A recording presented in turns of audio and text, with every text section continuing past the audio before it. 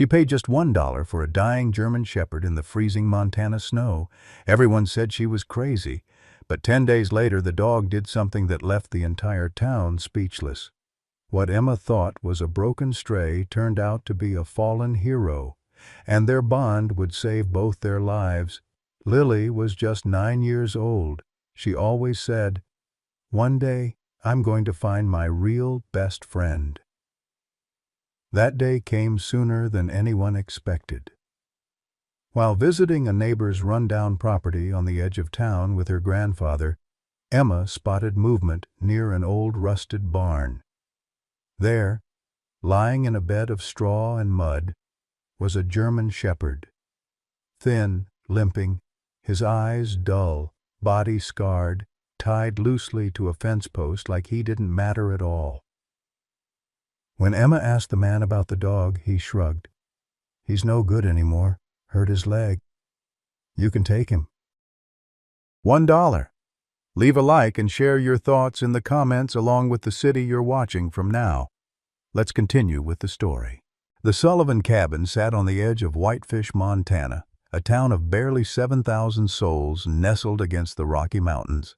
Through the frosted kitchen window, Glacier National Park's peaks rose like frozen sentinels in the distance. Inside, the wood-burning stove crackled, fighting against the 18 below zero morning that pressed against the walls. Emma Grace Sullivan sat at the scratched kitchen table, 9 years old, with blonde hair pulled into a practical ponytail, her small fingers separating coins into careful piles. Her breath came out in small clouds despite the fire. The final count, $1.47. 3 months of walking the roadside after school, collecting cans and bottles, turning them in at Mackenzie's General Store for 5 cents apiece. She picked up 4 quarters with reverent care, sliding them into a small envelope she'd labeled in careful print, "Something important."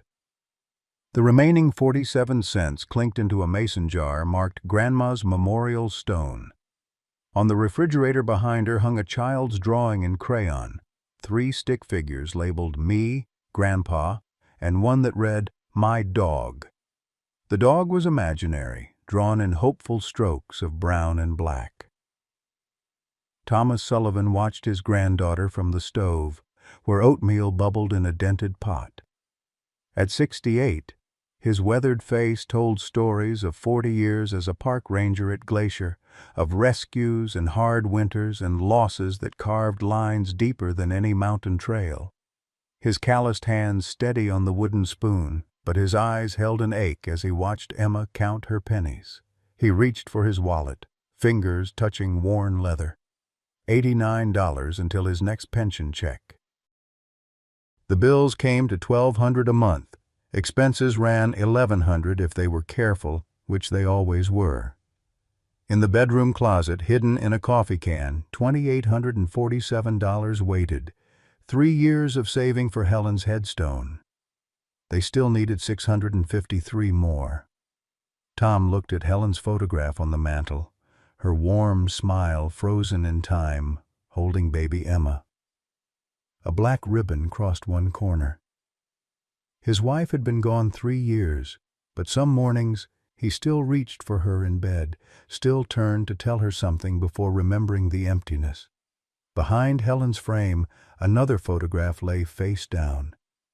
His son Daniel, Emma's father. The boy who'd left 2 years ago and never called. The calendar on the wall showed today's date circled in red marker, the day Rachel, Emma's mother, had walked out. 2 years of silence. Tom stirred the oatmeal, jaw tight. Emma deserved better than hand-me-down clothes and oatmeal 3 times a week. And she deserved better than a grandfather who couldn't afford to buy her the dog she drew on every picture, who couldn't even finish his dead wife's gravestone. But Helen's voice echoed in his memory, soft and certain. "The best things in life aren't things, Tom." He just wished the best things didn't hurt quite so much.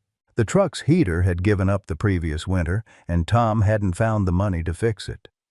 Emma sat wrapped in her grandmother's old quilt, her breath fogging the passenger window as they drove toward Mackenzie's General Store.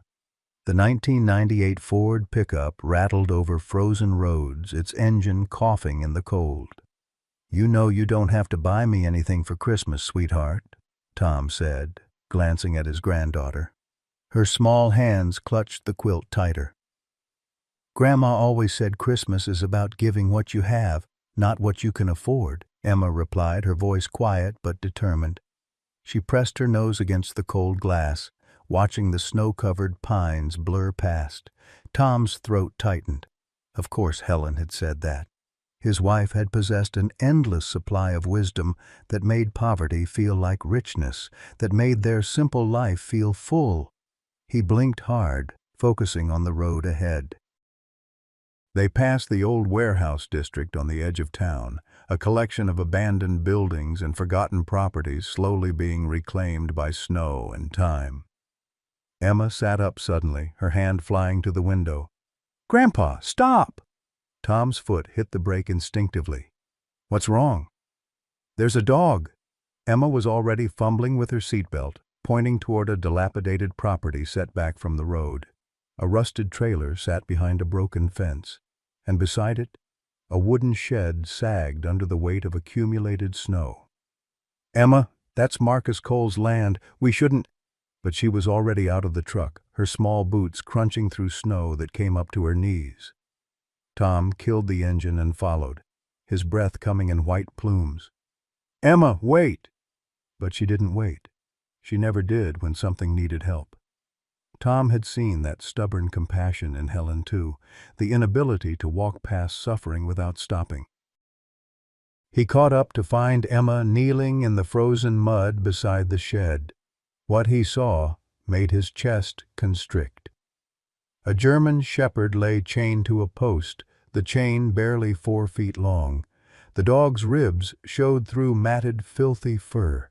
Its left rear leg was swollen, held at an unnatural angle. But it was the eyes that struck Tom hardest. Amber-brown eyes that held nothing.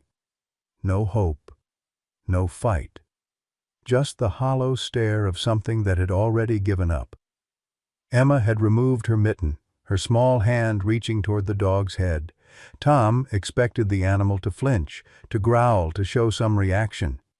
Instead, the dog simply lay there, as if Emma's touch meant nothing, because nothing meant anything anymore. "You're so cold," Emma whispered, her hand resting gently on the dog's head.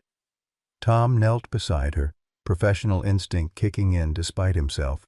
He'd seen enough injured animals in 40 years of park service to recognize suffering. His eyes caught something, a faded tattoo inside the dog's ear. Numbers. K9 7734. Military or police designation.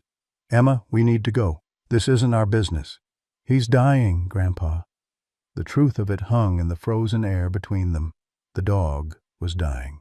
Left out here in this cold, starved and injured, it wouldn't last another week.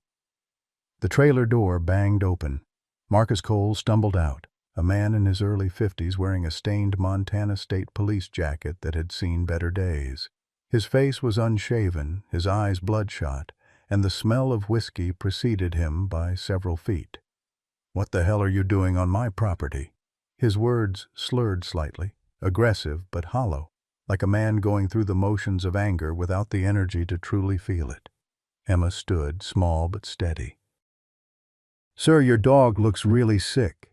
Marcus's gaze fell on the German shepherd, and something flickered across his face. Pain, maybe, or hatred, or both twisted together until they were indistinguishable.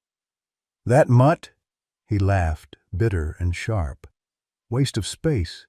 Supposed to be some kind of hero." He spat in the snow. "Ha!" Tom's hands clenched into fists, but Emma spoke before he could. "Can I have him?" The question hung in the cold air. Marcus's bloodshot eyes fixed on Emma, and for a moment something almost human crossed his features. Then it was gone, replaced by a cruel smile. "Sure, kid. $1 and he's yours." He laughed again, harsher this time. "Hell, I'd pay you to take him off my hands." Emma reached into her pocket without hesitation, pulling out the small envelope.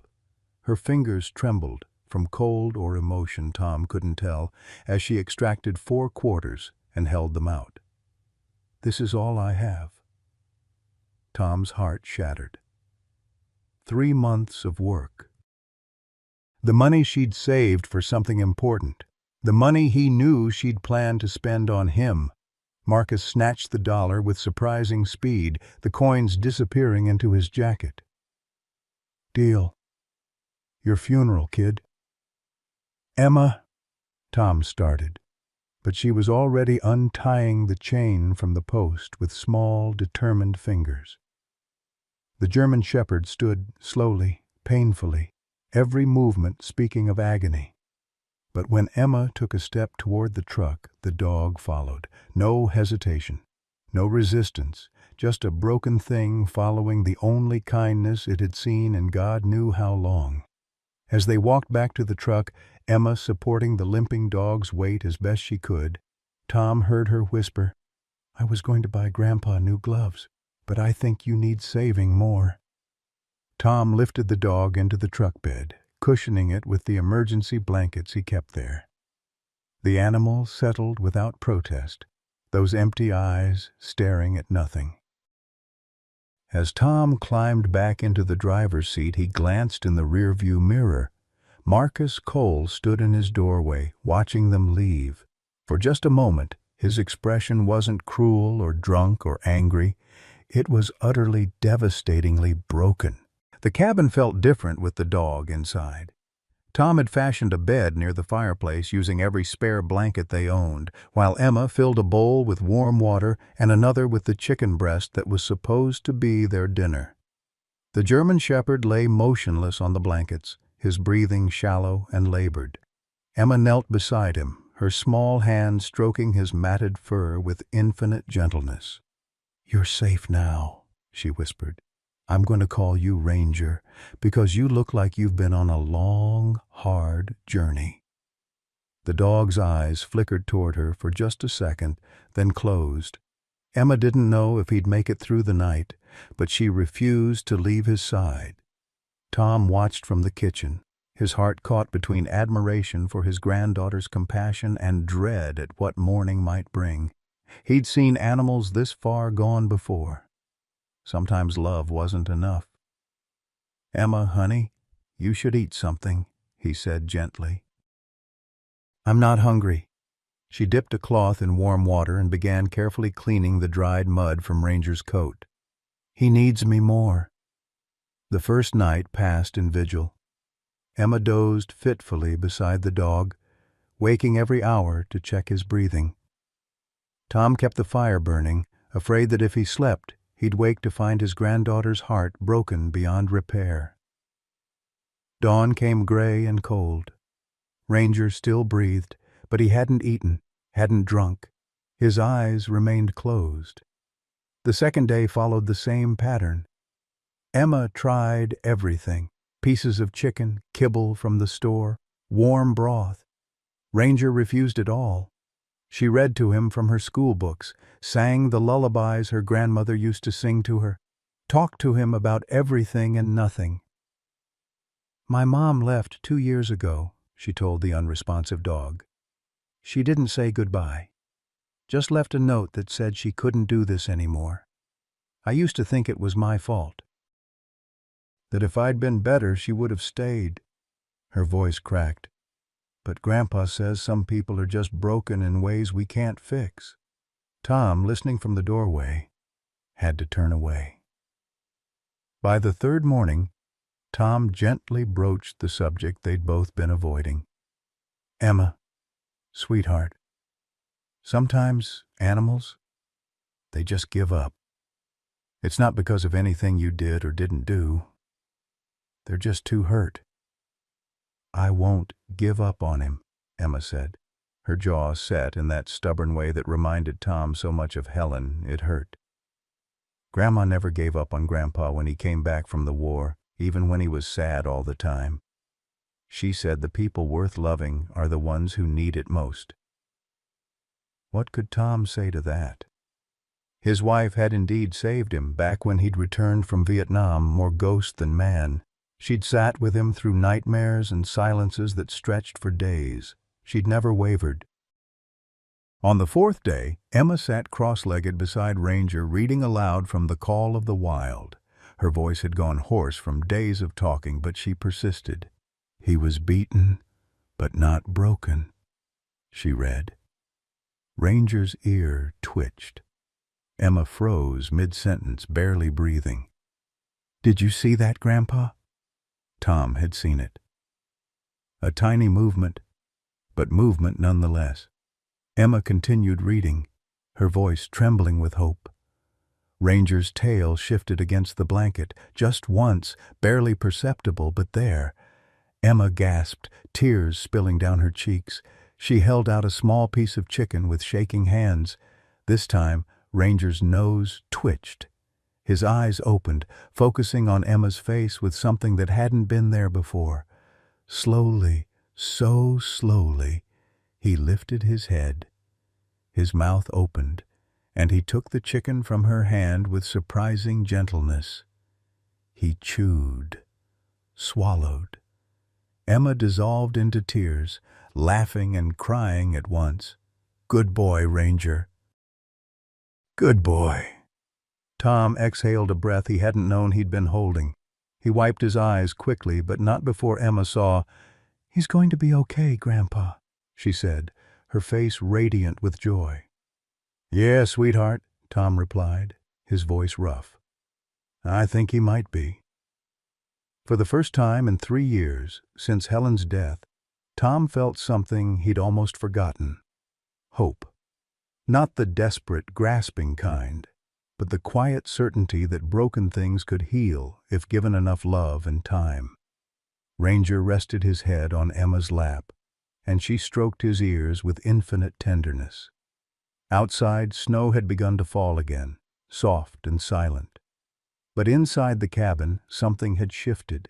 3 broken souls, a grieving old man, a lonely child, and a dog who'd lost everything, had found in each other a reason to keep going. The turning point had arrived, small and quiet as a tail's wag, but no less profound for its simplicity. The days that followed Ranger's first meal brought slow but steady progress. By the 5th morning, he stood without assistance, his injured leg still causing a pronounced limp, but bearing weight. By the 6th day, he followed Emma from room to room, a silent shadow that seemed to need her presence as much as she needed his. Tom marked the small victories in his journal, entries that had been sparse and mechanical since Helen's death, suddenly filling with life again. December 18th. Ranger ate 2 full meals. Emma smiled at breakfast, really smiled, not the polite kind. December 19th. Dog followed her to the bus stop and waited at the window until she came home. December 20th. First tail wag when Emma walked through the door. On the evening of December 18th, Tom sat in his worn recliner watching the local news. The anchor reported on avalanche rescue training exercises at Glacier National Park, the camera showing teams of officers working with K-9 units. The sound of sirens and radio chatter filled the small living room. Ranger's reaction was instantaneous and unmistakable. His ears snapped forward to perfect attention. His entire body went rigid, muscles tense beneath his healing coat. He rose from his position beside Emma, who was doing homework at the kitchen table, and walked to the television with an intensity that made Tom sit up straight. The dog's eyes locked onto the screen, tracking the movement of the K-9 units with laser focus. A low whine escaped his throat, the first vocalization beyond eating sounds that they'd heard. His paws shifted in a pattern Tom recognized, the ready stance of a working dog awaiting orders. "Emma, come look at this," Tom called, keeping his voice low so as not to break whatever trance held Ranger.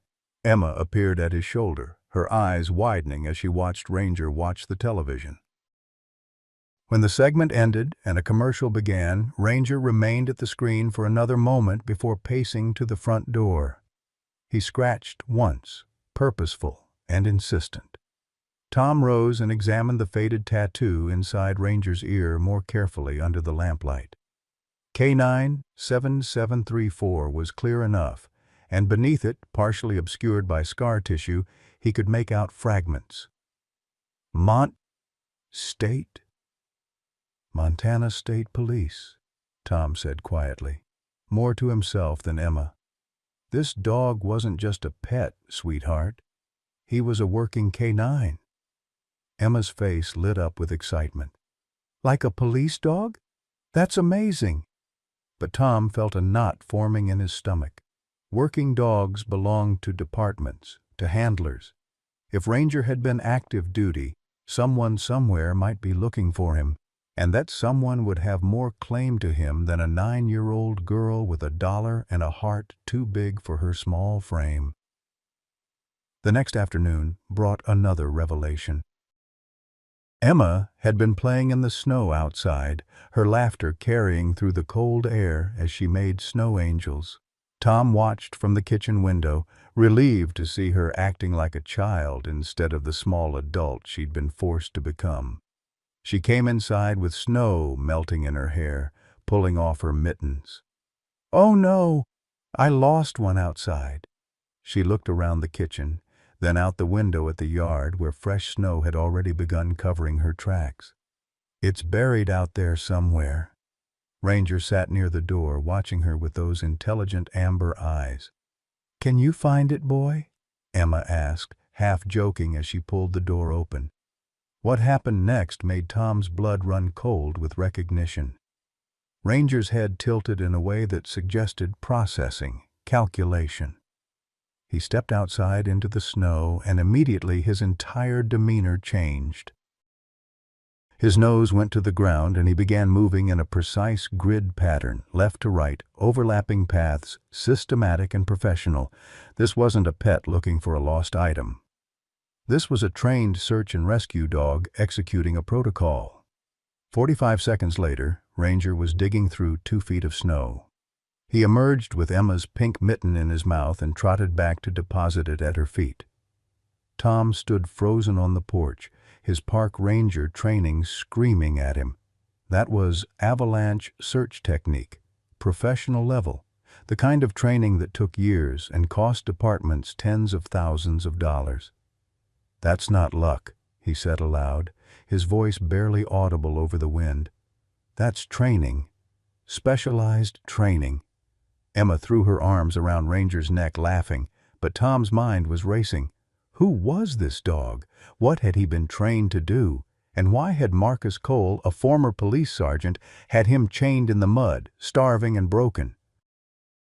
That evening, after Emma had gone to bed with Ranger curled protectively at her feet, Tom made a decision. He pulled on his heavy coat and drove through the darkening streets to Whitefish Veterinary Clinic. The lights were still on. Dr. Sarah Mitchell often worked late, and Tom was counting on it. She answered his knock with surprise. "Tom, is everything okay? Is the dog—" "Ranger's fine," Tom said. "Better than fine, actually. But I need your help. Professional help." Sarah invited him in, and Tom explained everything. The tattoo, the reaction to the news broadcast, the search behavior. Sarah listened with growing intensity, her professional demeanor shifting to something sharper, more focused. "Bring him in tomorrow," she said. "If he has a microchip, we can find out exactly who he is." The drive to the clinic the next morning felt longer than its 20 minutes. Emma sat in the cab with Tom, Ranger cushioned in the truck bed with blankets. The dog seemed calm, almost content, a stark contrast to the dying creature they'd brought home just days ago. The clinic was small but well-maintained, its blue paint cheerful against the white snow. A sign read, "Whitefish Animal Hospital, Dr. Sarah Mitchell, DVM." Sarah met them at the door. She was in her mid-40s, with kind eyes that carried the weight of stories untold. As she knelt to greet Ranger, something flickered across her face when she looked at Emma, a flash of pain so quick Tom almost missed it. "Let's take a look at our mysterious friend," Sarah said, her voice professionally warm. The examination was thorough. Sarah's hands moved over Ranger with practiced efficiency, cataloging his injuries with quiet expertise. Malnutrition, obviously. He's about 15 pounds underweight for a male German Shepherd of his size and build. Her fingers traced old scars along his side.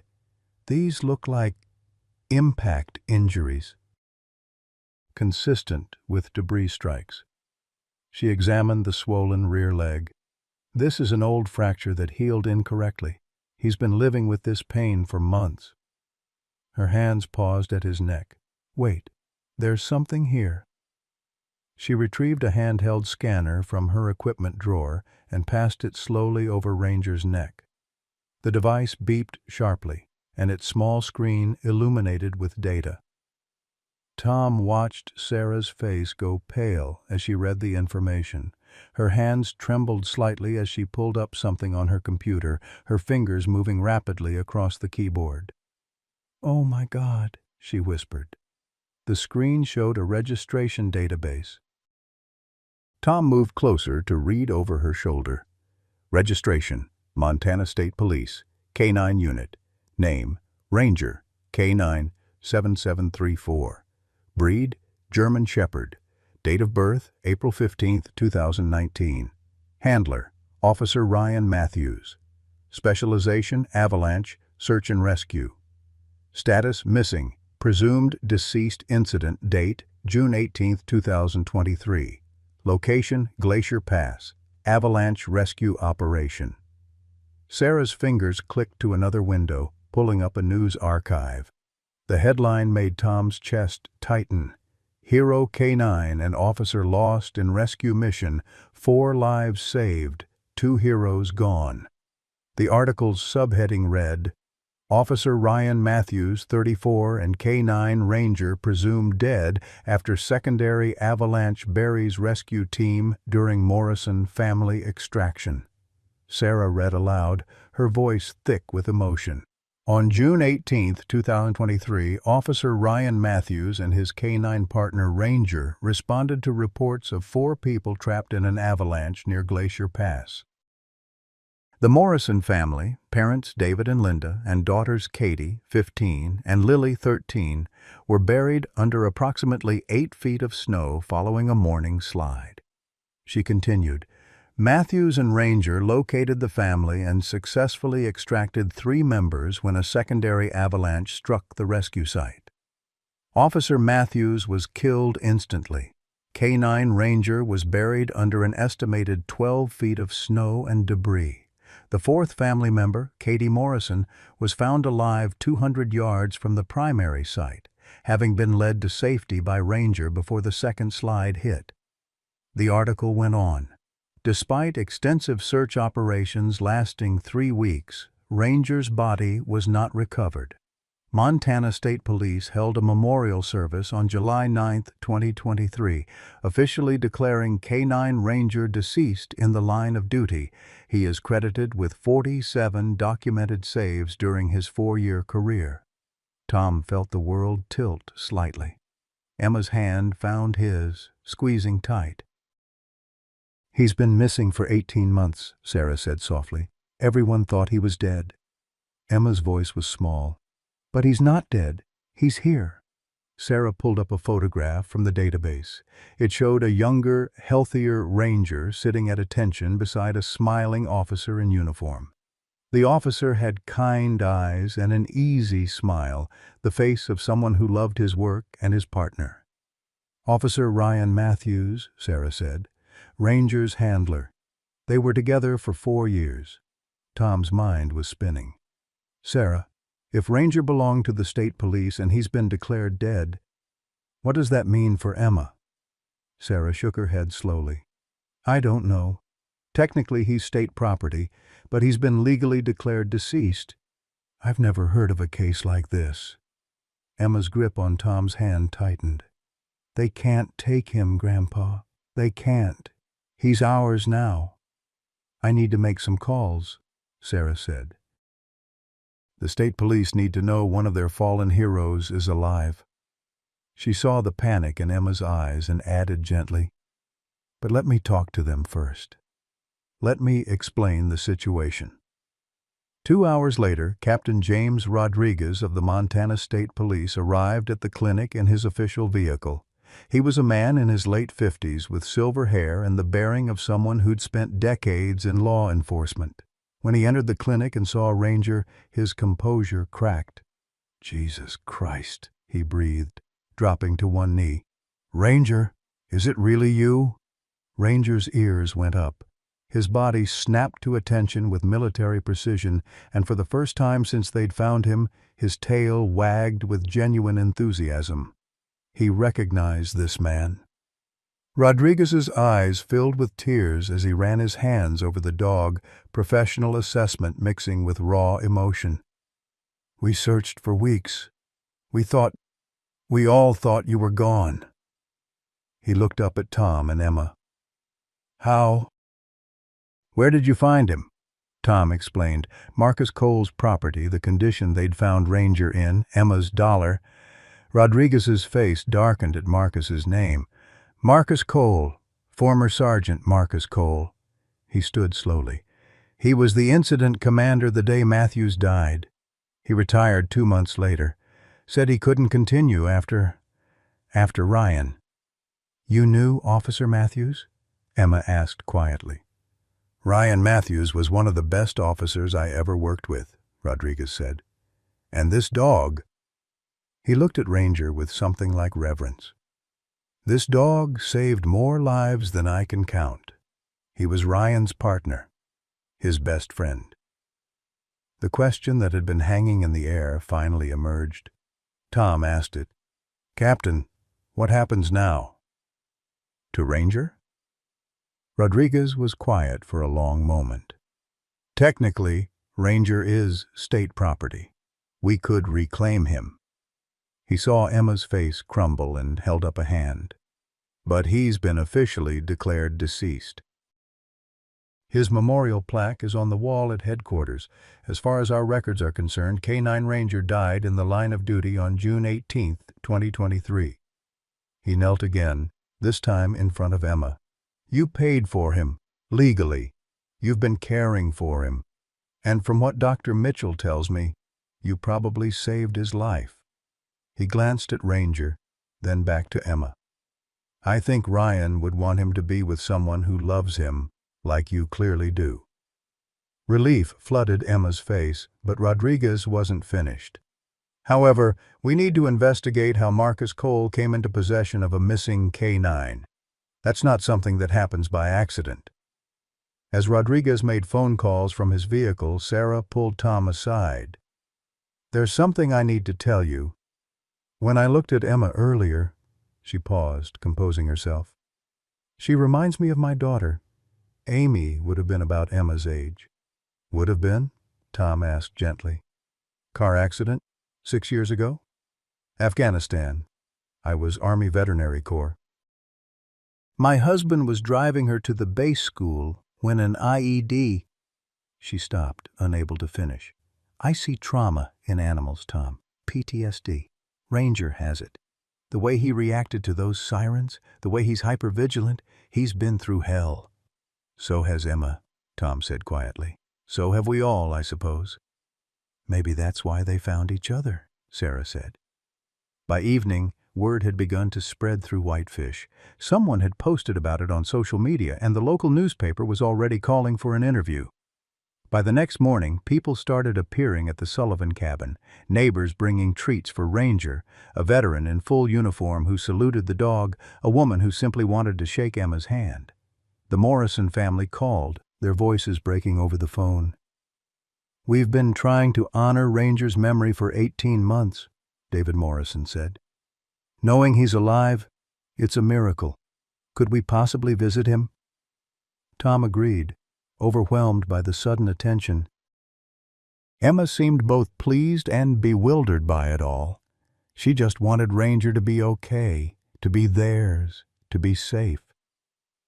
On December 22nd, the weather reports began issuing warnings. A massive winter storm was approaching, predicted to be one of the worst blizzards in a decade. By evening, the warnings had escalated to severe. Blizzard warning, Whitefish, Montana. Effective 6:00 p.m., December 22nd, 6:00 a.m., December 24th. Snowfall 18 to 24 inches. Wind 50-60 mph, with gusts to 75 mph. Temperature 25 degrees F to 35 degrees. Wind chill 50 degrees to 60 degrees. Travel strongly discouraged. Life-threatening conditions. Tom began preparations immediately, a lifetime of Montana winters guiding his actions. He stacked firewood on the porch, filled the bathtub with water in case the pipes froze, checked their supplies of canned food and batteries. He called their neighbors, especially Helen Crawford, who lived alone with her 6-year-old grandson, Joey. "We'll be fine, Tom," Helen assured him. "Joey and I will hunker down. We've got plenty of supplies." But as Tom hung up, Ranger began pacing. The dog moved to the western window repeatedly, whining low in his throat. His ears were back, his body tense. "Storm's got him spooked," Tom said to Emma. But something about Ranger's behavior felt different. This wasn't fear. This was something else. Outside, the first snowflakes began to fall as afternoon faded to evening. Inside the warm cabin, none of them knew that in less than 3 hours everything would change. The dog that everyone had presumed dead was about to prove exactly why Officer Ryan Matthews had trusted him with his life.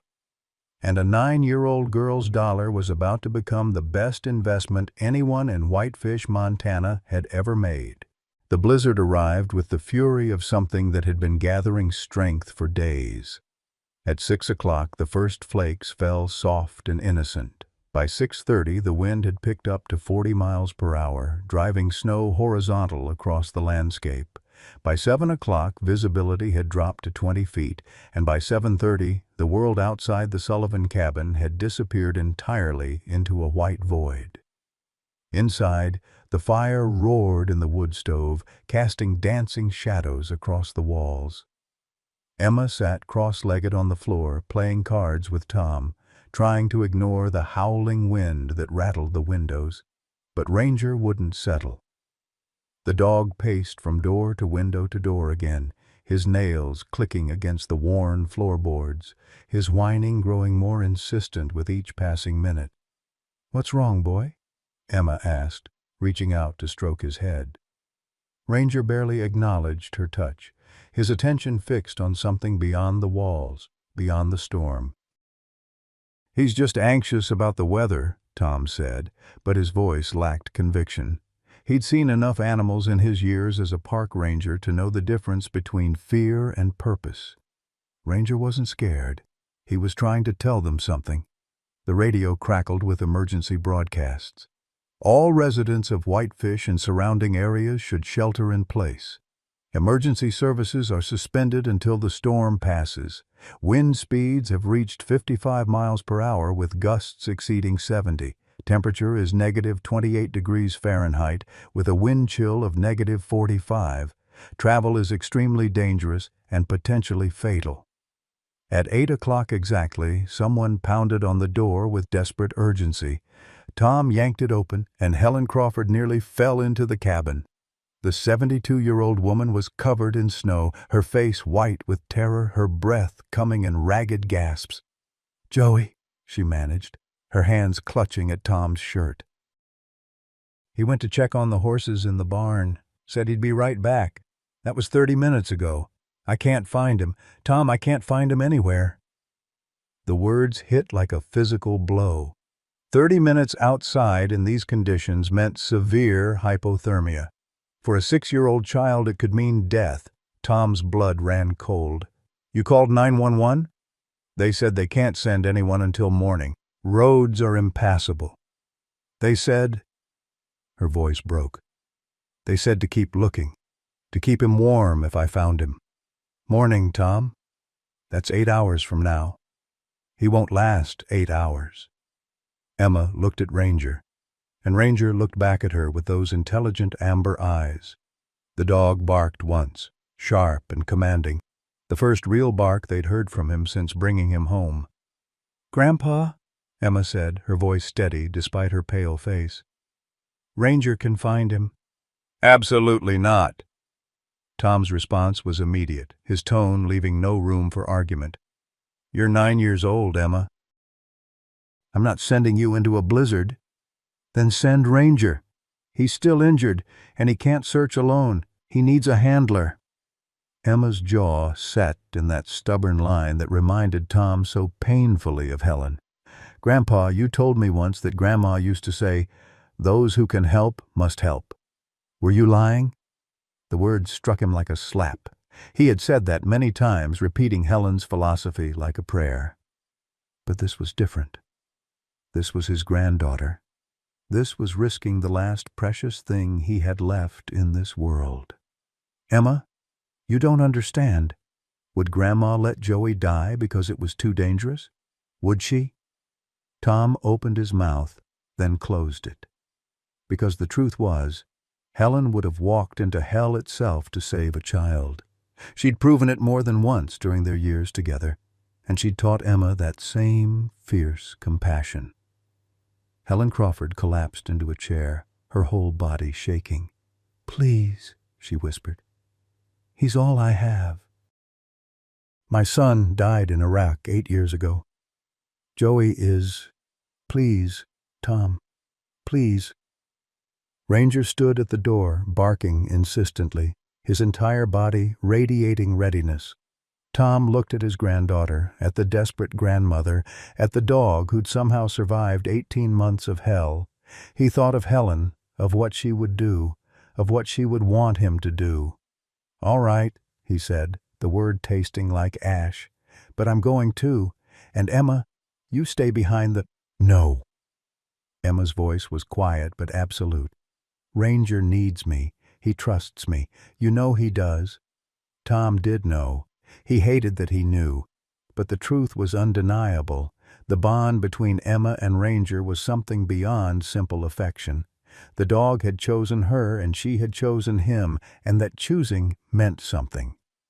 "Then we go together," Tom said, "and we follow my rules. Understood?" They geared up quickly. Emma bundled into her heavy winter coat, snow pants, boots, goggles, and a headlamp Tom strapped to her forehead. Tom dressed the same, adding a coil of rope that he tied around his waist, then Emma's, then fashioned into a harness for Ranger. If they got separated in the whiteout, the rope might be the only thing that saved them. Tom packed a backpack with emergency blankets, flares, and a first aid kit. Sarah had given them Ranger's old K9 vest when they'd left the clinic, a reflective orange vest with "Search and Rescue" printed on both sides. Tom strapped it onto the dog, the gear fitting as if it had never been away.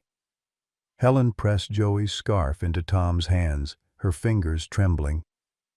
He was wearing it earlier. For the scent. "We'll bring him home," Tom said, praying it wasn't a lie. At 8:30 they stepped outside into hell.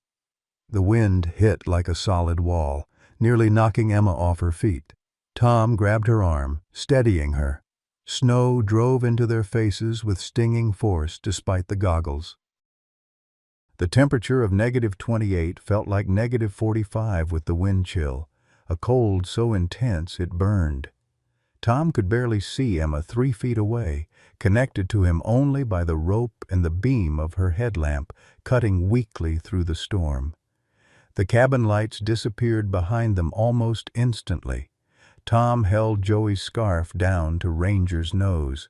"Ranger!" he shouted over the howling wind. "Find!" The transformation was instant. Despite the limp, despite the injury, despite months of neglect and abuse, the professional working dog emerged.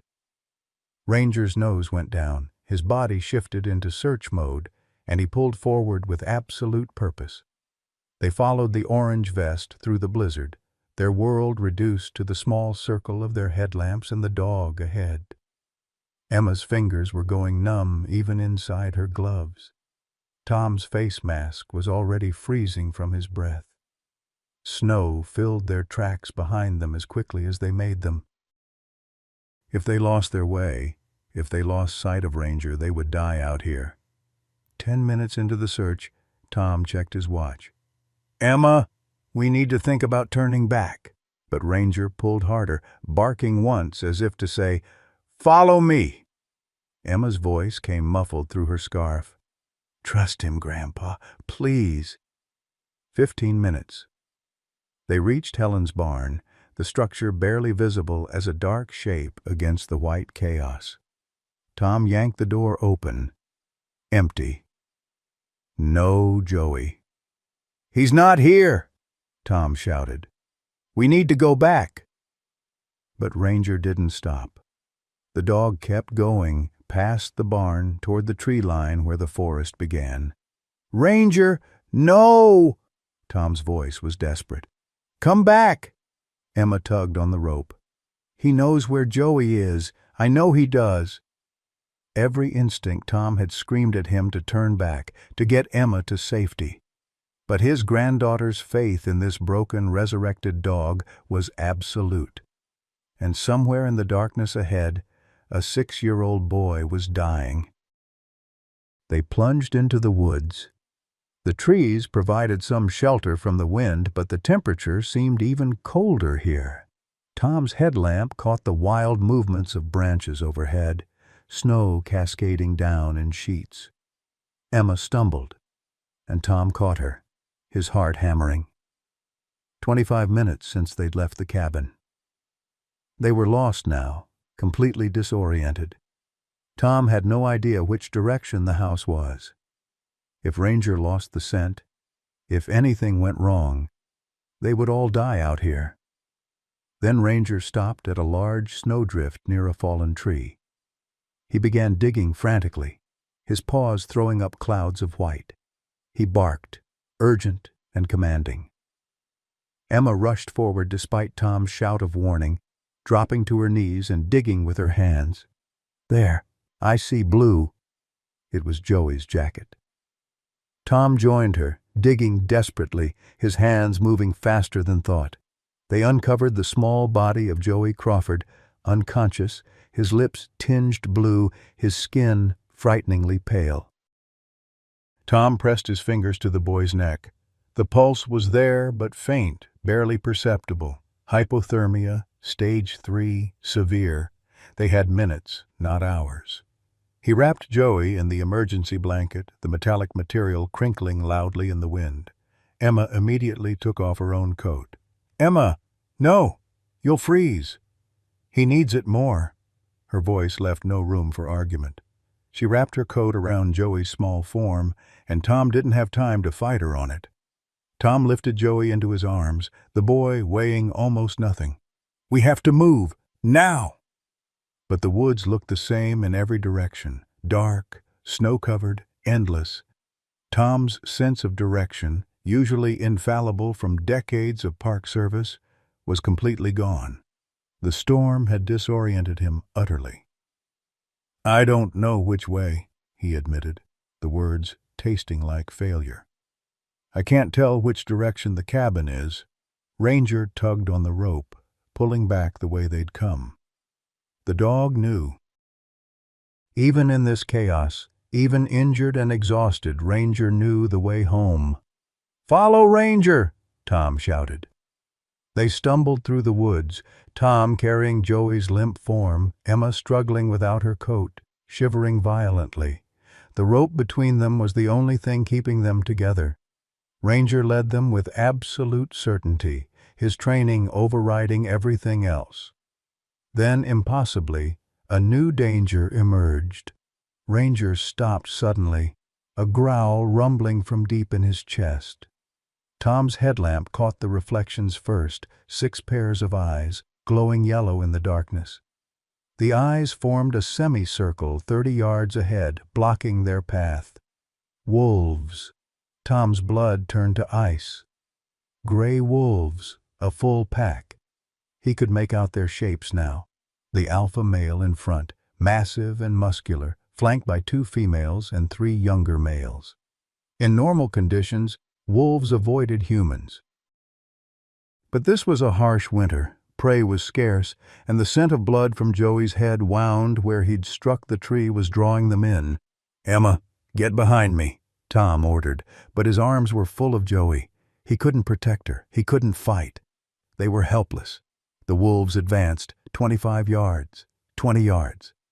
Then Ranger stepped forward. The injured dog, the one who'd been left to die, the one who'd been beaten down and broken, positioned himself between the pack and the humans.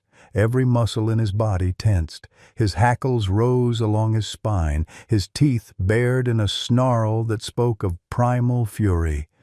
The alpha wolf snarled back, a challenge, but Ranger didn't back down. A growl built in his chest, deeper and more terrifying than anything Tom had heard from him. This wasn't a pet protecting its family. This was a warrior defending his post. Ranger moved with tactical precision, zigzagging in sharp movements that forced the wolves to focus on him rather than the easier prey behind him. He was using his canine training, herding movements designed to control and redirect. Despite his limp, despite his pain, he moved like the professional he'd been trained to be. The standoff lasted 90 seconds that felt like 90 years. The alpha wolf watched Ranger with calculating eyes, assessing threat versus reward. This dog was injured, yes, but he was also fearless, tactical, and clearly willing to fight to the death. Ranger feinted left. The alpha flinched, his certainty wavering. Ranger barked, sharp, aggressive, commanding. The sound echoed through the trees with an authority that transcended species. The alpha wolf huffed, a sound almost like grudging respect. He turned, and the pack followed him into the darkness, melting away into the storm as quickly as they'd appeared. Ranger held his position for another 10 seconds, making sure they were truly gone. Then his legs buckled. "Ranger!" Emma's scream cut through the wind. The dog collapsed into the snow. Emma rushed to him, her hands finding blood on his injured leg. The confrontation with the wolves, the exertion had reopened the old fracture. Blood stained the white snow in dark, spreading pools. "No, no, no!" Emma sobbed, trying to stop the bleeding with her bare hands. Tom was torn in half. Joey was dying in his arms, his core temperature dropping every second. Ranger was bleeding out in the snow. Emma was shaking from cold without her coat, and they were still lost in a blizzard that showed no signs of mercy. "Emma," Tom's voice cracked. "Joey needs a hospital right now." "Ranger, he can walk. He has to walk. We'll come back for him." "He can't!" Emma's face was wet with tears that froze on her cheeks. "Grandpa, look at him!" "Then we leave him." Tom hated the words even as he said them. "Emma, Joey is dying. We don't have a choice." But Emma was already untying the rope from around her waist. She refastened it around Ranger, creating a makeshift harness. "I'll pull him."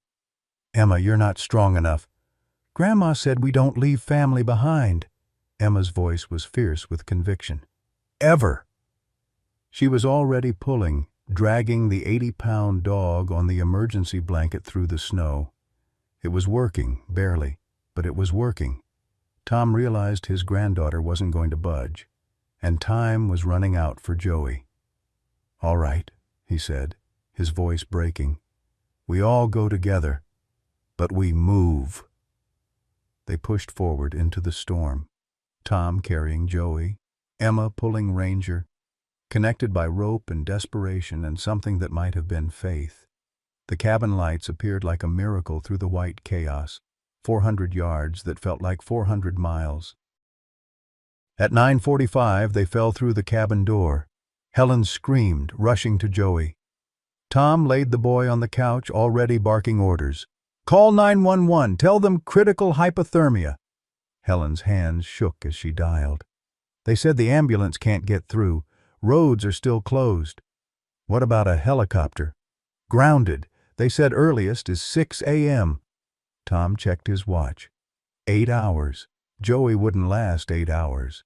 The boy's core temperature had to be around 82 degrees. Normal was 98.6. Cardiac arrest could happen any moment.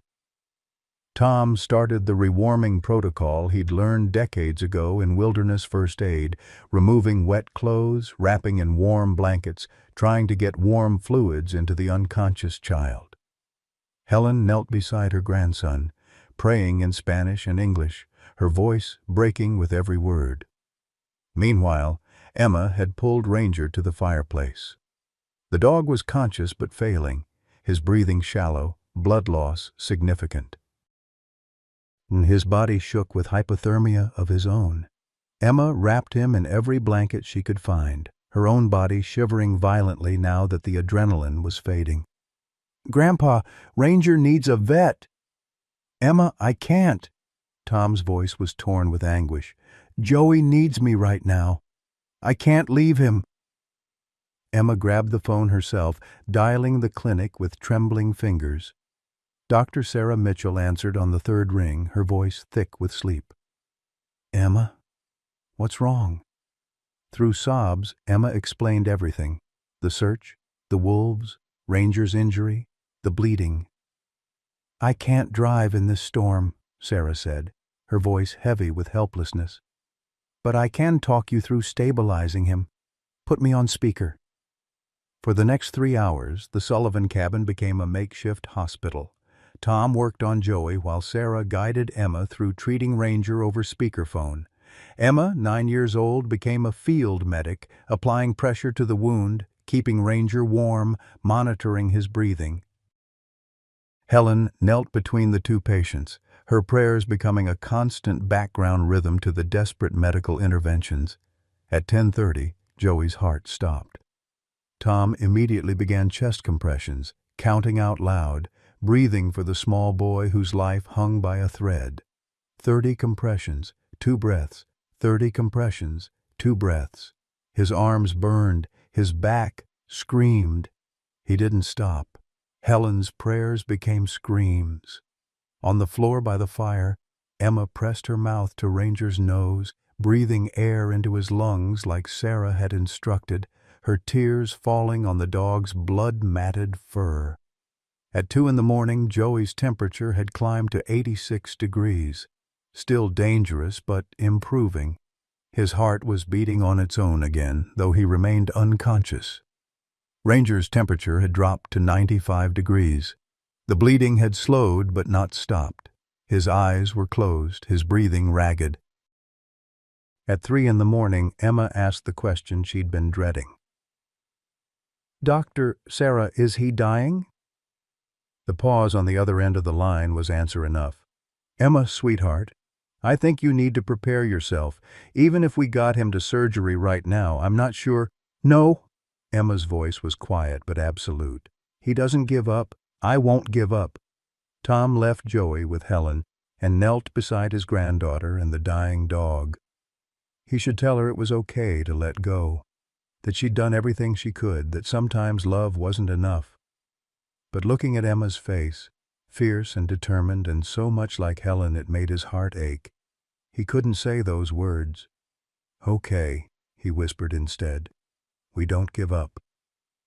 They sat together in the firelight, holding on to Ranger, willing him to live through sheer force of love. Outside, the storm raged on. Inside, 2 lives hung in the balance, while a grandfather, a grandmother, and a 9-year-old girl fought against the darkness with nothing but hope and stubborn refusal to surrender. At 6 o'clock in the morning, the storm finally broke. The first light came soft and gray through the cabin windows, the storm's fury finally spent. Tom looked up from where he'd been keeping vigil over Joey to see the wind had died, the snow had stopped, and the world outside had gone still. Joey's eyes fluttered open. "Grandma?" The word came out as barely a whisper, but it was the most beautiful sound Helen Crawford had ever heard. She collapsed over her grandson, sobbing with relief so profound it shook her entire body.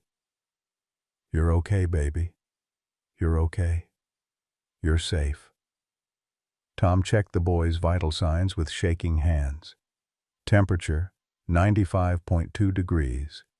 Still hypothermic, but survivable. Pulse steady. Breathing regular. The kid was going to make it. At 6:30, they heard the distant wail of sirens. The ambulance arrived 15 minutes later, paramedics rushing in with equipment and controlled urgency. They examined Joey with practiced efficiency, their faces serious but not panicked.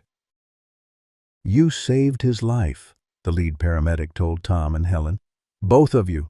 The rewarming protocol, the CPR, you did everything right. Another hour and we'd be telling a different story." They loaded Joey onto a stretcher, Helen climbing into the ambulance beside him. Before the doors closed, she looked back at Emma, at Tom, at the dog lying motionless by the fire.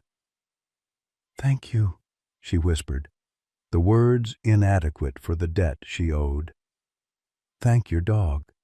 Emma could only nod, too exhausted to speak. The ambulance pulled away, its lights flashing against the fresh snow, and the cabin fell into heavy silence.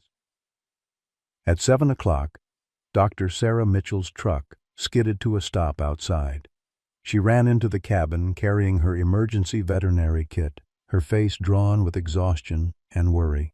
One look at Ranger told her everything she needed to know. "He needs surgery," she said, kneeling beside the dog. "Right now. The leg. The infection is spreading into his bloodstream. Sepsis will kill him if the blood loss doesn't." "Can we move him?" Tom asked. Sarah shook her head. "Too risky. His blood pressure is too low. Moving him could trigger cardiac arrest." She looked at Emma, at the small girl who hadn't left Ranger's side in 8 hours. "Emma, I need your kitchen table. I'm operating here." "He might not survive surgery," Tom said quietly, needing Emma to understand. "What if you don't operate?" Emma's voice was hollow. "The infection will kill him. Slower, but certain." Emma's jaw set. "Then we try. He's Ranger. He doesn't quit." Sarah saw something in the girl's eyes that reminded her painfully of her own daughter. That absolute faith that love could overcome impossible odds. She'd lost Amy despite that faith, but maybe, just maybe, this time would be different. "All right, Tom, I need your help. Emma, you should wait outside." "No?" Emma's voice was quiet but unyielding. "I stay with him." Sarah started to argue, then stopped. She'd worked on wounded soldiers while their brothers in arms held their hands. She understood that sometimes presence mattered more than protocol.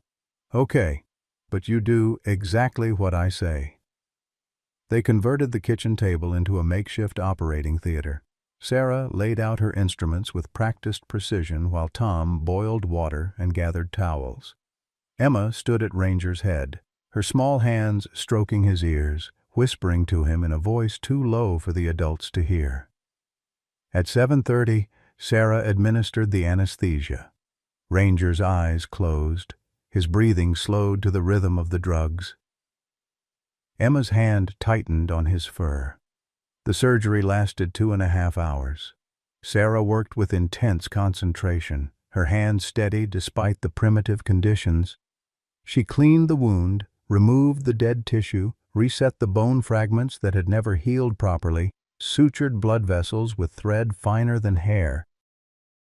Tom assisted, handing instruments, holding retractors, watching his granddaughter watch the dog with an intensity that frightened him. Emma had been through so much loss already. Her mother, her grandmother, her father's abandonment.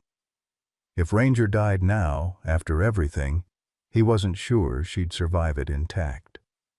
At 9:45, Sarah's hands paused. The heart monitor, a simple pulse oximeter attached to Ranger's ear, showed the rhythm dropping. "He's crashing," Sarah said, her voice tight with controlled panic. "Heart rate's falling. 60, 50, 40. Emma leaned close to Ranger's ear. "No, Ranger, stay with me. Please, you don't quit. You never quit. Stay." Sarah's hands moved quickly, administering epinephrine directly into Ranger's vein. "Come on, boy, come on." The monitor continued to drop to 35, 30, 28. "Ranger," Emma's voice broke. Please." For 5 seconds that lasted an eternity, the numbers hung at 25 beats per minute. Then slowly, they began to climb. 30, 35, 40. Sarah exhaled. "He's stabilizing. Heart rate coming back up." By 10 o'clock, the surgery was complete. Sarah closed the final suture and stepped back, her hands trembling with exhaustion. Ranger lay still on the table, his chest rising and falling with shallow but regular breaths. "The next 24 hours will tell," Sarah said. "If he makes it through, if the infection doesn't spread, he has a chance." They moved Ranger back to his bed by the fire, now padded with every soft thing in the house. Sarah stayed, monitoring vitals, adjusting medications, watching for signs of distress. Emma refused to leave his side. She curled up on the floor next to him, one hand resting on his chest to feel each breath, each heartbeat. Tom brought her a blanket, tucked it around her small shoulders. "You should rest, sweetheart." "I'll rest when he wakes up," Emma said. At 11 o'clock, Captain Rodriguez arrived with a manila folder. His face was grave. "We searched Marcus Cole's property," he said, sitting heavily at the kitchen table. "Tom, there's something you need to see." He opened the folder and spread out photographs. Tom's blood went cold. The images showed a basement room in Marcus's trailer. The walls were covered, completely papered, with photographs. Officer Ryan Matthews in uniform, smiling. Ranger as a younger dog, alert and proud. And mixed among them, pictures of Rachel, Emma's mother, from years ago when she was young and happy. Tom and Helen on their wedding day. Baby Emma in a hospital blanket. Some of the photographs had been slashed with a knife. Others were pristine, carefully preserved in frames. The juxtaposition was disturbing, the work of a mind at war with itself. "There's more," Rodriguez said quietly. He pressed play on a small tape recorder. Marcus Cole's voice emerged, slurred with alcohol, heavy with pain. "Ryan, brother, I'm sorry. God, I'm so sorry. Should have been me. You warned me the conditions weren't stable. You told me to wait, but I ordered you in anyway. 4 civilians trapped, I said. We go now, I said. And you listened to me. You always listened to me. The dog knew. Ranger knew it wasn't safe. He was alerting, trying to tell us. But I didn't listen. I never listen. And now you're dead. You're dead because of me. Because I thought I knew better. Because I was too proud to wait. It should have been me buried in that snow. It should have been me." The recording went on, Marcus's voice breaking into sobs, repeating "my fault" over and over until the words lost meaning. Tom sat in stunned silence. Rodriguez pulled out another document, Emma's birth certificate. Under Godfather, written in fading ink, Marcus Cole. "Marcus wasn't just the incident commander," Rodriguez said. "He was Matthew's best friend since the academy. They were like brothers. And before everything fell apart, he was part of your family, too." Tom's mind reeled. He remembered Marcus from years ago, before the drinking, before the bitterness. A good man who'd laughed at Emma's birthday parties, who'd been there when Rachel and Daniel got married. What had happened to that man? "Survivor's guilt," Sarah said quietly from across the room. She'd been listening while monitoring Ranger. "I saw it in Afghanistan. Good soldiers who made one wrong call and couldn't forgive themselves. Some of them recovered. Others?" She didn't finish. "He punished Ranger because he couldn't punish himself," Tom said, understanding dawning like a sick revelation. "He blamed the dog for surviving when Matthews didn't." Rodriguez nodded. "We found evidence he'd spent $40,000 over 18 months trying to find Ranger. Hired private investigators, put up rewards. When he finally located him 6 months ago, half dead on Highway 2, he brought him home, but instead of getting him help, The captain's jaw clenched. "He's being charged with animal cruelty. He'll do jail time." Tom looked at Emma, still curled beside Ranger, oblivious to the adult conversation. "Does she need to know all this?" "Eventually," Rodriguez said. "But not today. Today, let her just be 9 years old who saved a hero." But Emma had heard more than they realized. She'd been listening, processing, understanding in the way children do when adults think they're not paying attention. "Uncle Marcus," she whispered to Ranger's sleeping form. "He was Uncle Marcus. And he hurt you because he hurt himself." Tom's heart broke a little more. Outside, the sun had finally broken through the clouds, sending shafts of light across the snow-covered landscape. Inside the cabin, a dog fought for his life, while a 9-year-old girl kept vigil, and the adults grappled with the knowledge that sometimes the cruelest prisons are the ones we build in our own minds. The hours crawled by with agonizing slowness. Sarah stayed through the afternoon, monitoring Ranger's vitals, adjusting his IV fluids, watching for any sign of crisis. Tom moved between making coffee and standing uselessly in the doorway, wanting to help but having nothing left to give. Emma never moved from Ranger's side. At 2 o'clock in the afternoon, Rodriguez returned with an unexpected request. "Marcus wants to see you. He's at the county jail.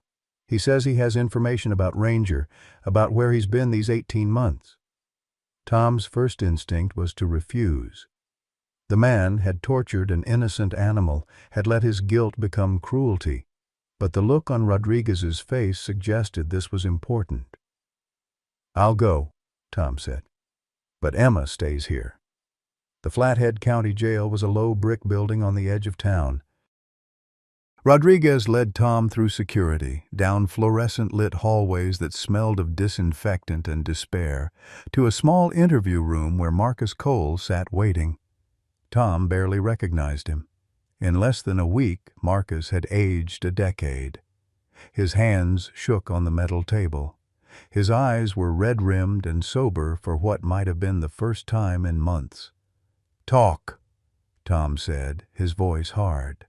Marcus's story came out in fragments, painful and halting. June 18th, 2023. The Morrison family trapped in an avalanche near Glacier Pass. Marcus, as incident commander, making the call to send Matthews and Ranger in despite warnings about unstable conditions. "Ryan told me to wait," Marcus said, his voice cracking. "Said conditions were too dangerous. Ranger was alerting, you know how they do when something's wrong, but I overruled them. 4 civilians, I said. We don't have time to wait. So Ryan went in, and Ranger with him." The secondary avalanche had hit 10 minutes later. Matthews was killed instantly, buried under 12 feet of snow and debris. Ranger had been buried too, but somehow, impossibly, had dug himself out. The Morrison family said Ranger led the oldest daughter, Katie, to safety before the second slide hit, Marcus continued. He saved her life even after Ryan was already dead. Then he just vanished. We searched for 3 weeks, used other K-9 units, helicopters, ground teams. Nothing. We held a memorial service, declared him KIA. Marcus's hands clenched into fists. I spent the next 18 months looking for him. Couldn't let it go. Hired a private investigator. Cost me everything I had. $40,000, my savings, my house. I had to know if he'd survived. Tom remained silent, letting Marcus continue. Found him 6 months ago on Highway 2, about 60 miles from here. Starving, injured, living wild. Took me 3 days to get close enough to catch him. When I finally did, Marcus's voice broke. When I saw him, all I could think was, he survived, and Ryan didn't. This dog gets to live, and my best friend is dead. And it was my fault. All of it. My fault. "So you punished him," Tom said, disgust thick in his voice. "I punished us both." Marcus looked up, his eyes hollow. "Every day I didn't feed him properly. Every day I left him in the cold. I was trying to make the guilt stop. trying to balance some cosmic scale. If Ranger suffered, maybe I'd suffer less. But it didn't work. It just made everything worse. He pulled out a photograph from his pocket, worn and creased from handling. It showed 4 people: Marcus, Officer Ryan Matthews, and a younger version of Tom's son, Daniel, and his wife, Rachel. They were laughing, arms around each other, happy. "Rachel was my fiancée first," Marcus said quietly, "before Daniel. We broke up amicably. We wanted different things. When she started dating your son, I was happy for them. Asked to be Emma's godfather when she was born. We were family, Tom, the 4 of us. And then it all fell apart." Tom stared at the photograph, memories flooding back. He'd forgotten how close Marcus had been to their family before everything went wrong, before Matthews died, before Rachel left, before Daniel disappeared into his own guilt and grief. "When that little girl gave me her $1, Marcus said, tears streaming down his weathered face. "When I saw her eyes, she looks like Rachel, Tom. Spitting image. And I saw the person I used to be reflected back at me. The man who would have done anything to protect a kid like Emma. The man I was before I let guilt turn me into a monster." Tom wanted to feel sympathy. Part of him did. But the larger part remembered Ranger chained in the mud, dying because this man couldn't face his own demons. "You tortured an innocent animal because you couldn't forgive yourself," Tom said coldly. "That's not tragic. That's cowardice." Marcus flinched but didn't argue. I know what I am, but I need you to tell me. Is Ranger alive? Did he survive the surgery?" Tom could have lied, could have twisted the knife. Instead, he told the truth. "He's alive. Barely. The next 24 hours will determine if he makes it." Marcus nodded, fresh tears falling. "Good. That's good. Tell Emma. Tell her Uncle Marcus is sorry. Tell her I'm getting sober, getting help, and maybe someday, if she can ever forgive me, I'd like to be part of her life again, the way I should have been all along." Tom left without another word, but Marcus's voice followed him. "Tom, wait. There's one more thing, about Rachel." Tom stopped at the door. "She didn't leave because of Emma or Daniel or you," Marcus said. "She left because she couldn't forgive herself either. Daniel had a car accident 3 years ago. You remember? Rachel was in the passenger seat. She blamed herself for not seeing the other car, for distracting him. When Daniel started drinking after Helen died, Rachel saw it as punishment she deserved, so she left before she could hurt anyone else. It's not rational, but guilt never is." The revelation hit Tom like a physical blow. He'd spent 2 years hating Rachel for abandoning her daughter, and all along she'd been running from the same demons that had consumed Marcus. "Where is she now?" Tom asked. "I don't know. But when I saw Emma, I saw Rachel's courage, too. The girl saved a dying dog with her last $1. That's not learned behavior, Tom. That's genetics. Rachel's daughter is brave in ways Rachel couldn't be for herself." The drive back to the cabin took 20 minutes, but Tom's mind was decades away, re-examining everything he thought he knew about his fractured family. When he arrived home, Sarah met him at the door with news that stopped his heart. "He's awake." Emma was on the floor beside Ranger, her face radiant with joy. The dog's eyes were open, not the dull, defeated eyes from Marcus's yard, but alert and aware. His tail moved weakly against the blanket when he saw Tom. "Grandpa!" Emma's voice was thick with emotion. "He woke up! Doctor, Sarah says he's going to make it." Sarah's expression was more cautious. "He's stable. The infection hasn't spread, but he's not out of danger yet. The next few days are critical."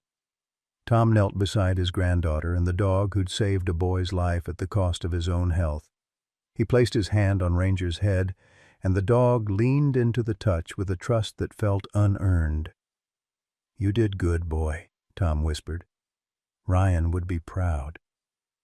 At the mention of his handler's name, Ranger's ears perked up. A soft whine escaped his throat, not of pain, but of memory. That evening, as Emma dozed beside Ranger and Sarah packed up her equipment, Tom's phone rang. The number was unfamiliar, but the voice was not. "Dad?" Daniel, his son, Emma's father. The man who'd been gone for 2 years without a word. "I saw the news," Daniel said, his voice rough with emotion. "About Emma and the dog. About the blizzard. Is she okay?"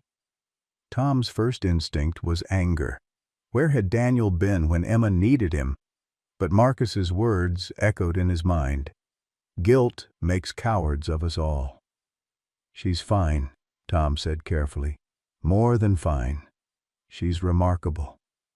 "I know I don't deserve to ask, but—" Daniel's voice cracked. "Can I come home? I've been in Alaska, working on fishing boats, trying to get my head straight, trying to become someone worthy of being her father again. When I saw her on the news, saw how brave she was, Dad, I want to come home."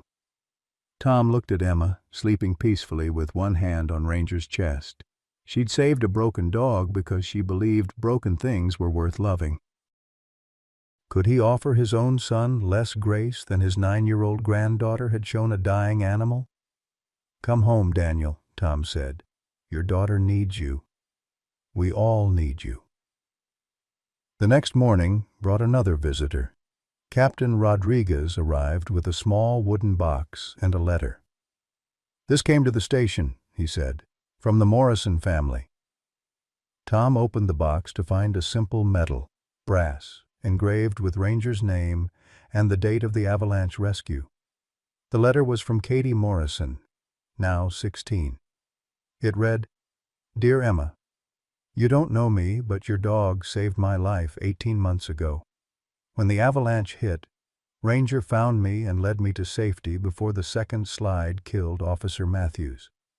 I've carried guilt ever since, guilt that I lived and he died. 3 nights ago during the blizzard I was in the woods.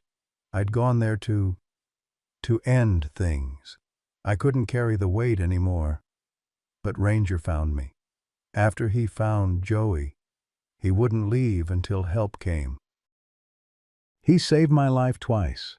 I'm writing to tell you that your $1 dog is worth more than all the money in the world. He taught me that surviving isn't something to feel guilty about. It's something to honor by living well. Thank you for saving him. In saving him, you saved me too. With gratitude, Katie Morrison." Emma read the letter 3 times, tears streaming down her face.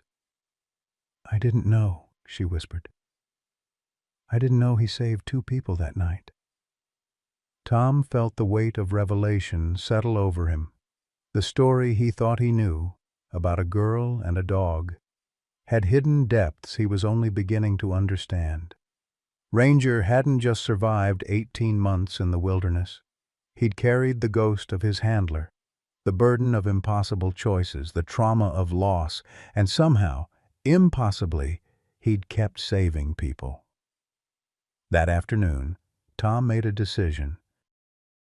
He went to the bedroom closet and retrieved the coffee can containing $2,847, the fund for Helen's headstone. He drove to Whitefish Veterinary Clinic and found Sarah in her office doing paperwork. "How much do I owe you for the surgery?" Tom asked. Sarah looked up, surprised. "Tom, we can work out a payment plan." "How much?" $4,500, but Tom counted out the cash from the coffee can, his hands steady despite the ache in his chest. It wasn't enough. He was short by $1,653. Sarah saw the struggle on his face. "Tom, what is this money for?" "My wife's headstone," he said quietly. "We've been saving for 3 years. Sarah pushed the money back across the desk. "I can't take this. You have to. Ranger needs—" "What Ranger needs is already covered," Sarah interrupted. She pulled out her phone and showed him a GoFundMe page that had appeared overnight.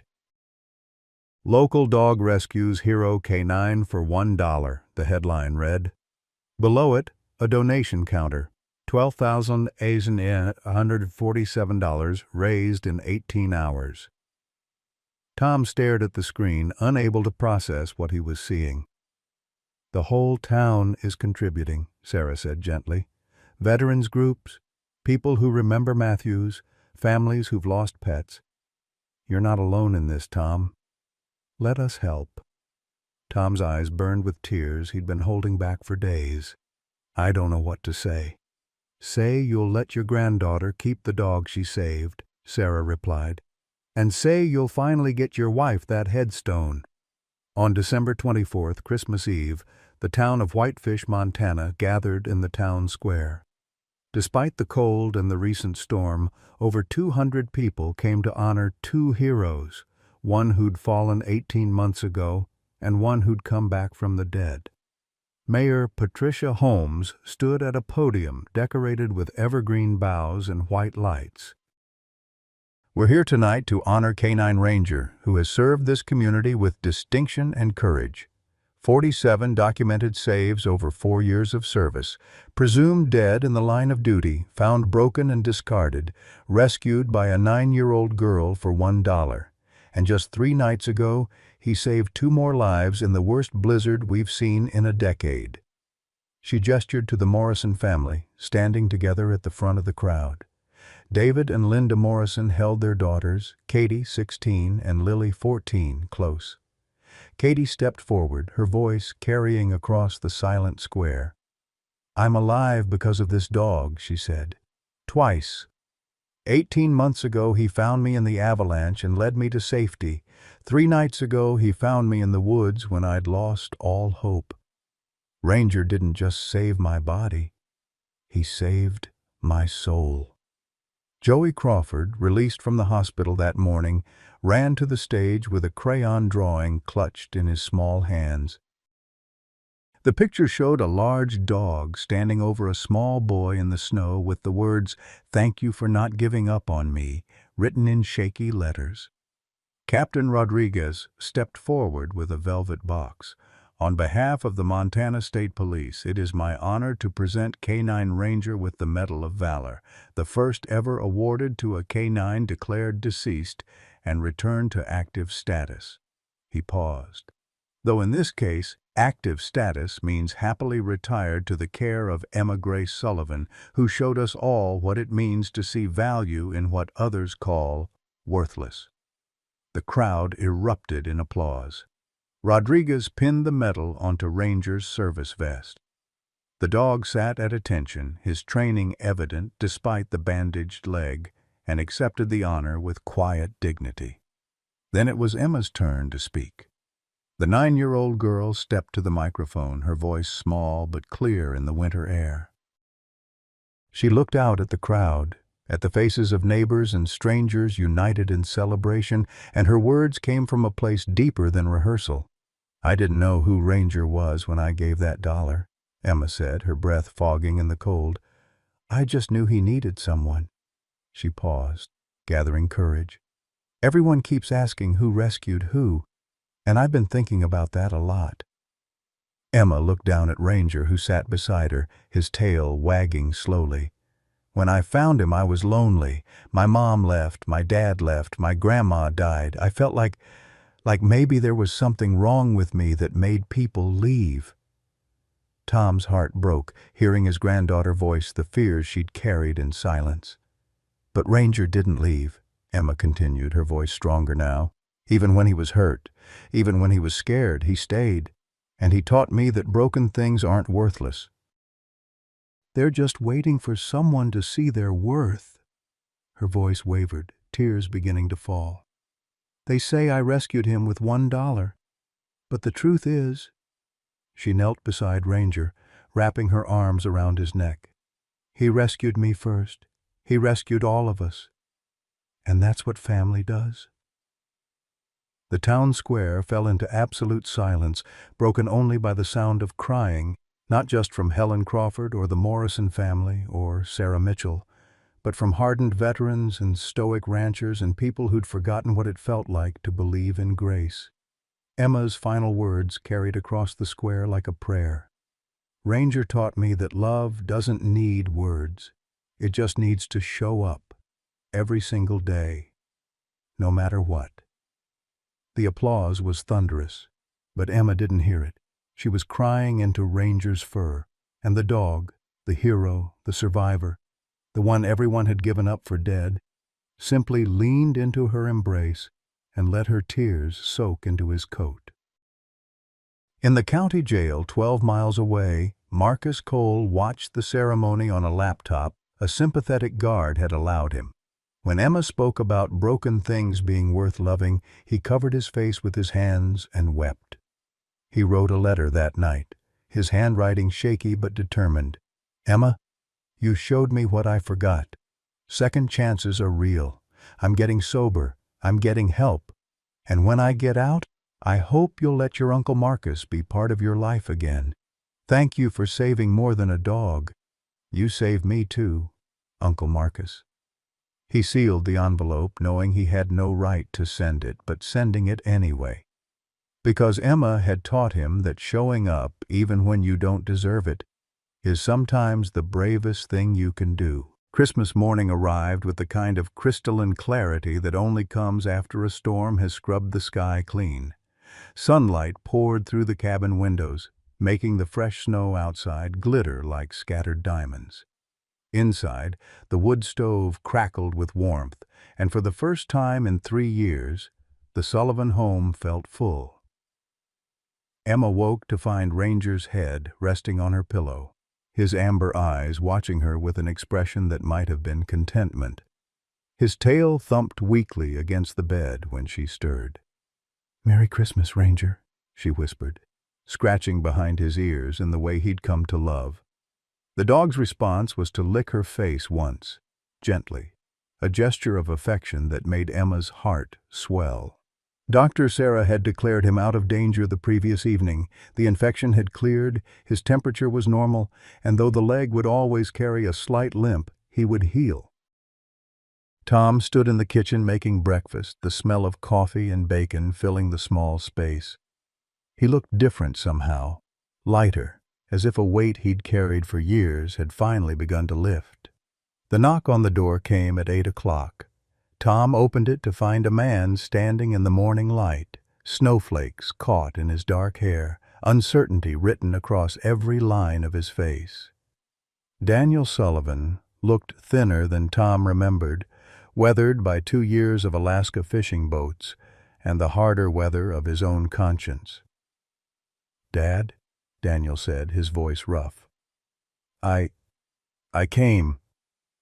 For a long moment, Tom just looked at his son, at the boy who'd left, at the man who'd returned. Then he stepped aside. "You're home.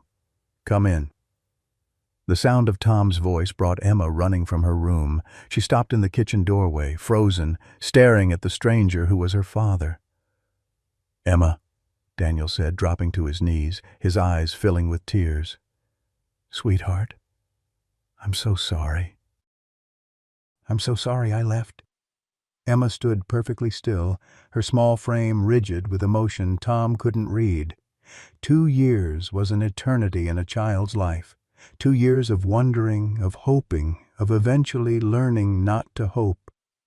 "You left," Emma said, her voice small and wounded. "You left. And you didn't call. Not even on my birthday." "I know." Daniel's voice broke. "I was broken, Emma. After the accident, after your mother left, after Grandma died, I was so broken I thought you'd be better off without me. I thought I'd just hurt you more if I stayed." "That's stupid," Emma said. And despite everything, Tom almost smiled at his granddaughter's blunt assessment. "It was," Daniel agreed. "It was the stupidest thing I've ever done. But I saw you on the news, saw how brave you were, How you saved that dog even when everyone said he was worthless.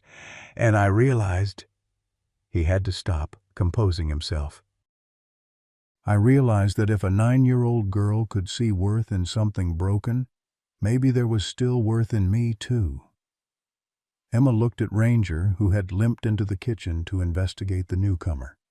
The dog stood beside her, a solid presence against her leg. "Ranger taught me that broken things can heal," Emma said slowly. "But they have to want to heal." "Do you want to heal, Dad?" The question hung in the air, profound in its simplicity. Daniel looked at his daughter, this child who'd grown wise beyond her years in his absence, and told her the truth. Yes, more than anything. Emma crossed the room slowly, and when she wrapped her arms around her father's neck, Daniel dissolved into sobs that shook his entire body. Tom turned away to give them privacy, his own eyes wet. Ranger watched the reunion with his head tilted, as if understanding that this, too, was a kind of rescue. The rest of Christmas Day unfolded with tentative joy. Daniel and Tom moved around each other carefully, rebuilding a relationship fractured by grief and absence. Emma showed her father everything: her drawings, her school projects, and most of all, Ranger. "He saved Joey Crawford," Emma explained, her voice filled with pride, "and Katie Morrison, 2 people in one night, even though he was hurt." Daniel knelt to examine Ranger properly, the dog allowing the inspection with patient dignity. "Your mom would have loved this story," Daniel said quietly. "She always believed in second chances." "Where is she?" Emma asked, the question she'd been holding back finally emerging. Daniel exchanged a glance with Tom, who nodded slightly. "I don't know exactly. Last I heard, she was in Oregon, working at a women's shelter. She left because—" He struggled for words a 9-year-old would understand. "She left because she thought she'd hurt us by staying. Just like I did. We were both wrong." "Is she coming back?" "I don't know, sweetheart. But I'm going to try to find her, to tell her about you and Ranger, to tell her that broken things can heal if we're brave enough to try." That afternoon, Dr. Sarah arrived with gifts: a proper orthopedic bed for Ranger, new medical supplies, and a framed photograph she'd had printed. Emma and Ranger at the ceremony, the girls' arms wrapped around the dog's neck, both their faces turned toward each other in perfect trust. "For your wall," Sarah said, "so you never forget that love is the most valuable currency there is." Tom hung the picture beside the one of Helen holding baby Emma. The 2 images seemed to speak to each other across time. One grandmother who'd taught the value of compassion, one granddaughter who'd embodied it. As evening approached, one final visitor arrived. Captain Rodriguez came bearing an envelope and a solemn expression. "This came from Marcus Cole," he said, handing it to Emma. "You don't have to read it if you don't want to." Emma took the letter and disappeared into her room. Tom and Daniel waited, anxious, until she emerged 20 minutes later. "He says he's sorry," Emma reported. "He says he's getting help, and he wants to be my Uncle Marcus again someday, if I'll let him."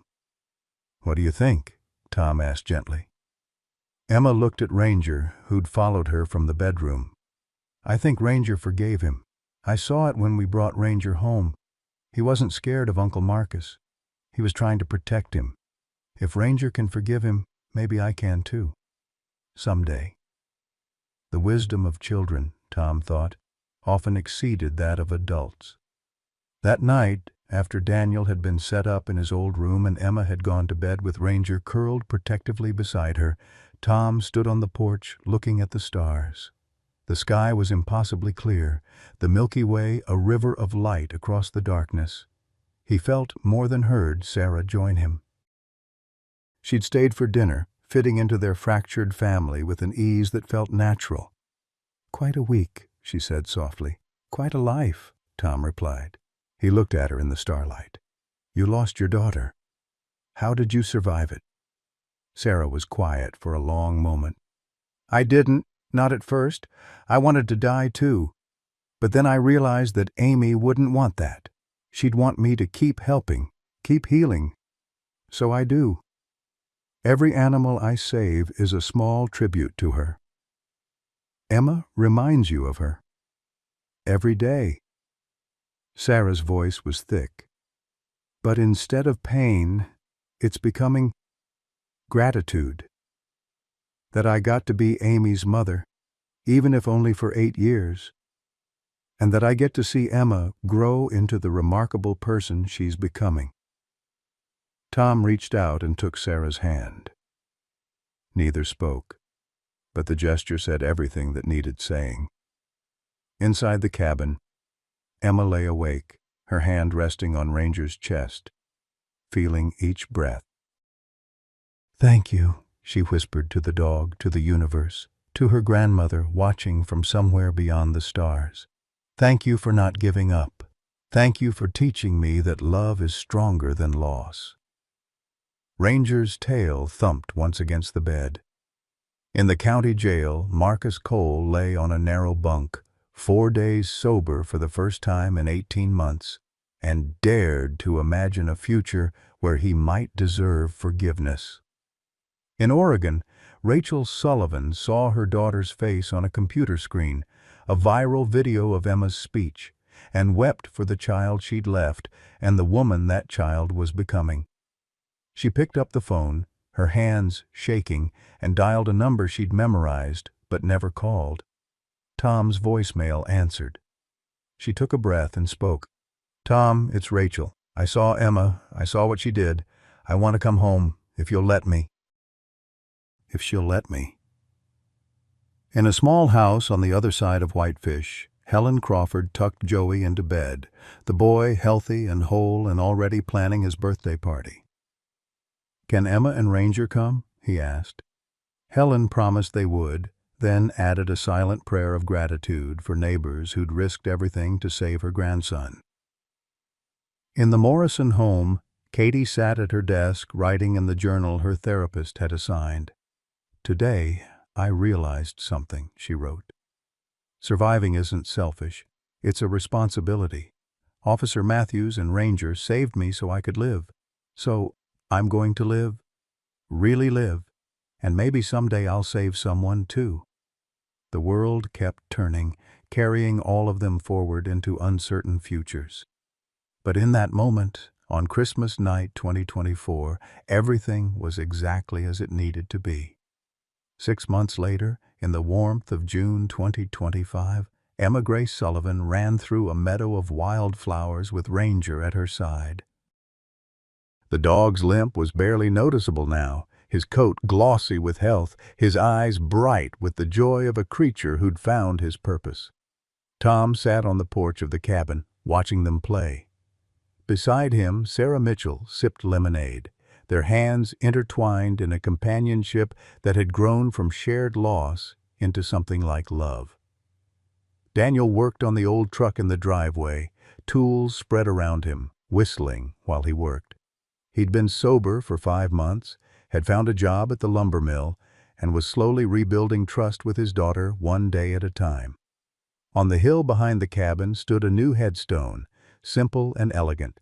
Helen Marie Sullivan, 1953 to 2021. The best things in life aren't things. The memorial fund had been completed with help from the community, a fitting tribute to a woman who'd believed in the power of love over material wealth, and beside Helen's grave, a second marker had been placed. Officer Ryan Matthews, 1989-2023, partner, brother. Hero, your legacy lives on. Rachel had come home 3 months ago, cautious and humble, asking for nothing and hoping for everything. The reconciliation with Emma was slow, fraught with hurt and healing in equal measure, but it was happening. Some wounds took time to close, but they were closing. Marcus Cole had been released from jail after serving 4 months, the sentence reduced for good behavior and genuine remorse. He'd enrolled in AA, was seeing a therapist weekly, and had written Emma letters, not asking for forgiveness, just documenting his journey toward becoming someone worthy of it. Emma kept the letters in a box under her bed, not quite ready to answer them, but not ready to throw them away either. Emma started Second Chance Canines, a small organization that helped retired police and military dogs find homes. She was only 10 years old, but with Tom's guidance and Sarah's veterinary expertise, she'd already placed 3 dogs with loving families. Ranger attended every adoption event, a living testament to the power of second chances. As the sun set over the Montana mountains, painting the sky in shades of gold and rose, Emma called Ranger to the porch. The dog trotted over, settling at her feet with a contented sigh. "You know what, Ranger?" Emma said, stroking his ears. "That dollar was the best thing I ever spent." Ranger's tail wagged in agreement. Tom looked at his granddaughter, at the dog who'd brought them all back from the edge of despair, at the family slowly knitting itself back together. "Your grandmother was right, Emma. The best things in life aren't things." "Then what are they, Grandpa?" Tom gestured at the scene before them, Daniel laughing with Sarah, the mountains standing eternal, the wildflowers dancing in the evening breeze, and most of all, the love that filled the spaces between them. "This," he said simply. "This is everything." As darkness fell and the first stars appeared, Emma leaned against Tom's shoulder, Ranger's head in her lap, and felt something she'd almost forgotten: complete and utter peace. The story that had begun with $1 and a dying dog had become something far greater, a testament to the truth that broken things, given love and time and someone willing to fight for them, could become whole again. And in that wholeness they could save the world. From the heavens above, if such things were possible, Helen Sullivan looked down at her family and smiled. Her granddaughter had learned the lesson well, that the smallest acts of love could ripple outward, changing everything they touched. 1 girl, 1 dog, $1. And a love that proved stronger than death, deeper than loss, and more powerful than any force on earth. The end was really just the beginning. Sometimes the most valuable things in life cost almost nothing. Emma gave her last dollar for a dying dog everyone else had given up on, and that single act of faith changed an entire town.